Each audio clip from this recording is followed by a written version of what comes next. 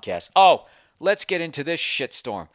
Last week, I did somebody asked me a question about why, when a guy does something for his girlfriend, why is it never enough?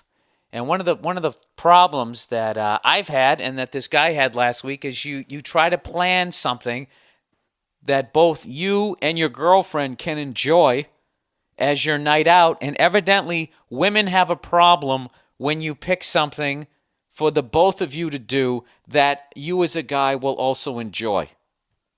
Evidently, from what I'm reading from these fucking psycho emails that I got this week, is that if it's not 100% about them, if you don't literally make a Rose Bowl fucking float,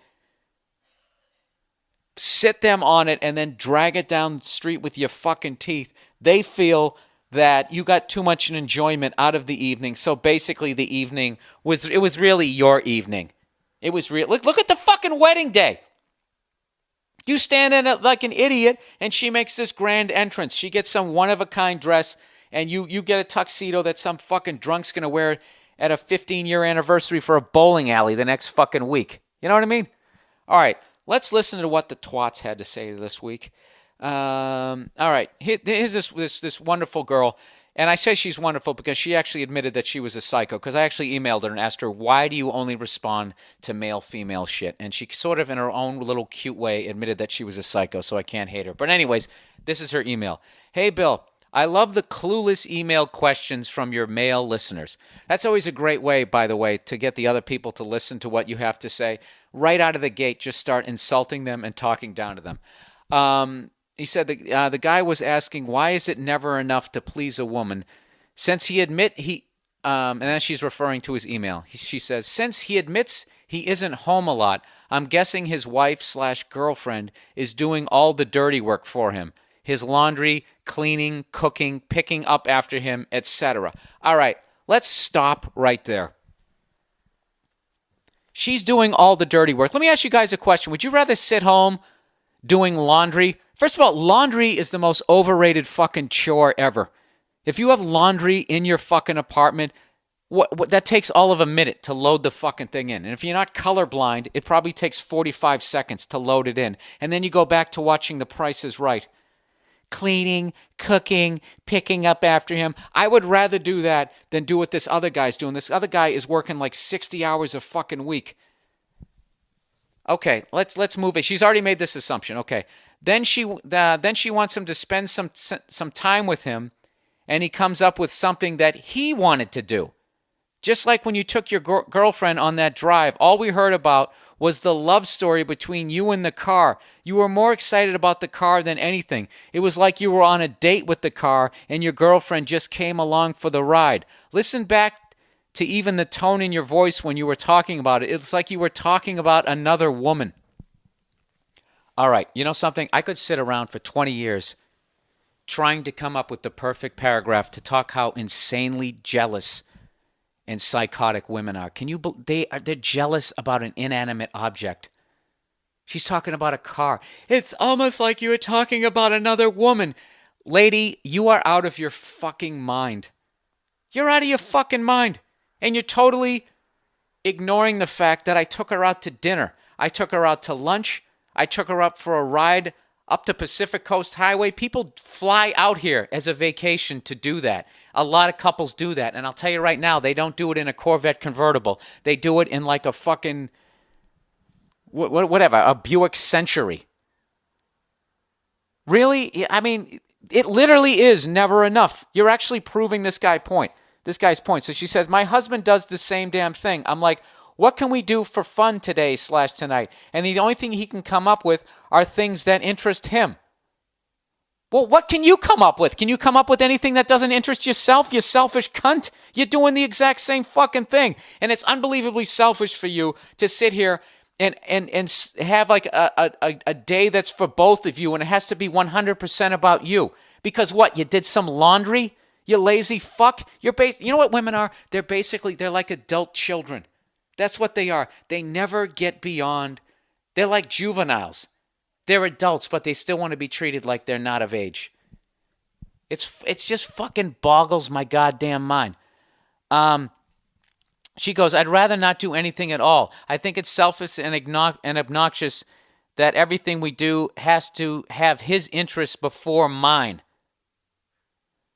So everything that they do should have your interests before his?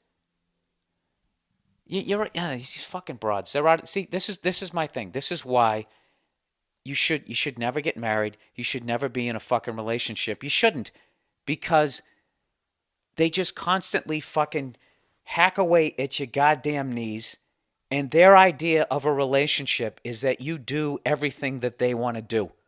And right now, they're sitting there shaking their heads. They're going, no, no. Even the girl who wrote that's probably saying no. And there's a bunch of other women going like, I'm not like that.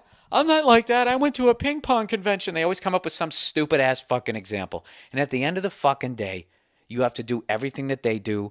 You have to do what the fuck they want to do, or else they get mad. Okay? And that, my friend, is when jerking off comes into play. Because when you really break it down, what's the worst thing that they're going to do to you? They're not going to fuck you for a few days. Okay? And I got to be honest with you. Once you rub one out, who gives a fuck? And you have to have that clarity when your nuts are full. Do you know what I mean? Am I sounding like a fucking maniac here? I know I am. But you got to hear what this other woman wrote.